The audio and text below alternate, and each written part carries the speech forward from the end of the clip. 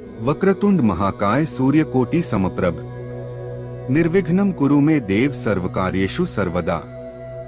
करुणामयी माँ, धर्म के रक्षक भगवान विष्णु, करुणा सागर प्रभु श्री राम और शिव शंकर की कृपा से आज हम एक अत्यंत महत्वपूर्ण विषय पर मनन करने जा रहे हैं।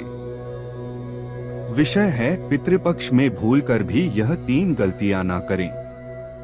भाइयों और बहनों, पितृपक्ष केवल एक पर्व नहीं है, यह हमारी संस्कृति की आत्मा है। यह वह समय है जब हम अपने पूर्वजों, माता पिता, दादा दादी, परदादा परदादी तथा कुल में चले गए सभी आत्माओं के प्रति श्रद्धा प्रकट करते हैं। वे केवल देह से दूर हुए हैं, आत्मा अमर है और आत्मा की शांति हमारे कर्मों और हमारे स्मरण से ही होती है। पितृपक्ष में श्राद्ध, तर्पण, पिंडदान, संकल्प और ये सब केवल कर्मकांड नहीं बल्कि कृतज्ञता का उत्सव है। यही वह काल है जिसमें हम अपने पितरों के ऋण से कुछ अंश मुक्त होते हैं। लेकिन शास्त्र कहते हैं कि यदि इस समय कुछ गलतियां हो जाएं, तो पुण्य का स्थान पाप ले लेता है और ऐसी भूलें व्यक्ति के जीवन में भारी संकट खड़ा कर देती हैं। इसलिए आज हम 3 प्रमुख भूलों पर चिंतन करेंगे जिन्हें पितृपक्ष में भूल कर भी नहीं करना चाहिए। पहली भूल, पितरों का अपमान या तिरस्कार। भाइयों, आजकल लोग कहते हैं क्या इन सब बातों में विश्वास करना जरूरी है? पूर्वजों को तर्पण देने से क्या होगा? अगर वे चले गए तो लौटकर आएंगे क्या? यह सोच ही पहली भूल है। पितरों की उपेक्षा, उनका अपमान, उनकी परंपराओं का तिरस्कार, यह सबसे बड़ा दोष है। शास्त्र का आदेश, मनुस्मृति कहती है, पितृदेवाः प्रीतिमायान्ति पुत्रस्य श्राद्ध कर्मण है, अर्थात पितर श्राद्ध कर्म से प्रसन्न होते हैं और आशीर्वाद देते हैं। गरुड़ पुराण में वर्णित है कि यदि पुत्र या वंशज श्राद्ध न करें, तर्पण न करें, तो पितरों की आत्माएं तृषित रहती हैं और वे अपने वंशजों के जीवन में बाधाएं उत्पन्न करती हैं। उदाहरण कथा। एक कथा आती है महाभारत काल की। राजा कर्णार्जुन के समय में गंगा तट पर एक ब्राह्मण श्राद्ध कर रहा था। अचानक वहां एक तेजस्वी ऋषि प्रकट हुए और बोले, वत्स, क्या तुम जानते हो पितृलोक में जल और अन्न केवल तभी पहुंचता है जब श्राद्ध श्रद्धा से किया जाए। मात्र दिखावे से किया गया कर्मकांड व्यर्थ है। उस ब्राह्मण ने पूरी श्रद्धा से तर्पण किया और कहा, हे प्रभु, यह अन्न जल मेरे पितरों तक पहुँचे और वे तृप्त हों। ऋषि ने आशीर्वाद दिया, तेरे कुल में कभी दरिद्रता न होगी। लेकिन पास ही एक और व्यक्ति खड़ा था जिसने कहा, ये सब ढकोसला है। ऋषि ने क्रोधित होकर कहा, ऐसे नास्तिक के वंश में सुख और शांति कभी नहीं रह सकती। भाइयों, यही पहली भूल है, श्रद्धा का तिरस्कार। आधुनिक दृष्टि से आज विज्ञान भी कहता है कि जेनेटिक मेमोरी यानी हमारे पूर्वजों की स्मृतियां और संस्कार हमारी नसों में बसे हैं। हम वही हैं जो हमारे पितर थे। उनकी पूजा का अर्थ है अपनी जड़ों का सम्मान करना। जो अपनी जड़ों को काटता है, उसकी शाखाएं कभी हरी नहीं रह सकती। इसलिए पितृपक्ष में सबसे पहले पितरों के प्रति श्रद्धा रखो। चाहे पूरा कर्मकांड न कर पाओ, परंतु कम से कम श्रद्धा और आभार तो रखो। दूसरी भूल, व्यसन और अशुद्ध आचरण। पितृपक्ष का काल शुद्धता का काल है। यह ऐसा समय है जब घर में सात्विकता रखनी चाहिए। लेकिन लोग क्या करते हैं? शराब पीना, मांसमदिरा का सेवन, असत्य बोलना, क्रोध करना, वासना में डूबना, यह सब पितृपक्ष में पाप को आमंत्रित करने के समान है।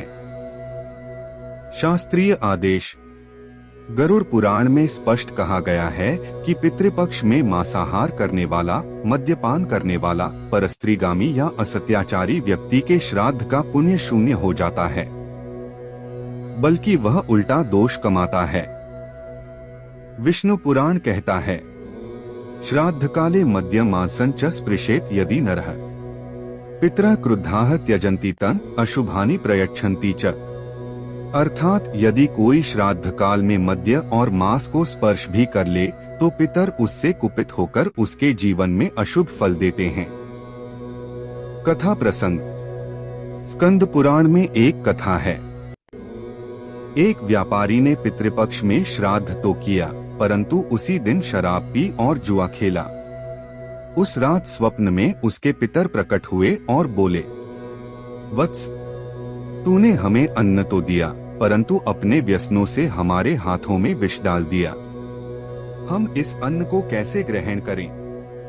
वह व्यापारी शीघ्र दरिद्र हो गया और उसका परिवार दुख में डूब गया। आधुनिक संदर्भ। यदि हम तर्क की दृष्टि से देखें तो जब घर में व्यसन, क्रोध और अशुद्धता होती है तो वातावरण दूषित होता है। दूषित वातावरण में कोई भी पूजा, कोई भी श्राद्ध, कोई भी पुण्य कर्म फलदायी नहीं हो सकता। इसलिए दूसरी भूल है व्यसन और अशुद्ध आचरण से दूर रहना। पितृपक्ष में ही नहीं बल्कि जीवन भर शुद्ध आचरण रखने का संकल्प लेना चाहिए। तीसरी भूल ब्राह्मण, अतिथि और गरीब की उपेक्षा। भाइयों, श्राद्ध का सार है दान और तर्पण। पितृपक्ष में भोजन कराना, ब्राह्मण और अतिथि को सम्मान देना, गरीब और भूखों को अन्न खिलाना, यही सच्चा पितृतर्पण है। लेकिन आजकल लोग क्या करते हैं? श्राद्ध के नाम पर अपने घर में ही पकाकर खा लेते हैं, किसी को दान नहीं देते, किसी को भोजन नहीं कराते। बल्कि कई लोग तो पितृपक्ष को अशुभ मानकर घर में कोई भी कार्य नहीं करते, परंतु पितरों को तर्पण भी नहीं करते। शास्त्रीय आधार। गरुड़ पुराण कहता है, श्राद्धे दत्तं हि यत् दानं पितॄणामेव तृप्ते ब्राह्मणेभ्यश्च दत्त्वा तु तदन्न पितृभुक्ते। अर्थात श्राद्ध में जो दान किया जाता है वह सीधे पितरों तक पहुंचता है, और जो ब्राह्मणों व अतिथियों को दिया जाता है वही पितरों को प्राप्त होता है। कथा उदाहरण।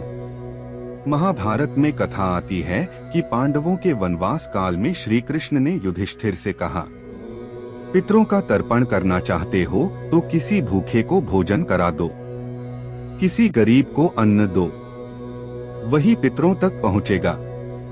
युधिष्ठिर ने उसी दिन वन में मिले एक वृद्ध साधु को अन्न कराया। उस रात स्वप्न में उनके पितर प्रसन्न होकर बोले, वत्स, आज हमें तृप्ति मिली है।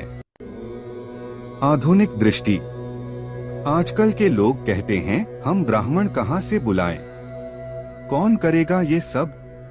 तो भाइयों, ब्राह्मण न मिले तो किसी गरीब को भोजन करा दो, किसी भूखे जानवर को अन्न दे दो, किसी कुएं, बगीचे या गौशाला में सेवा कर दो, यही श्राद्ध है।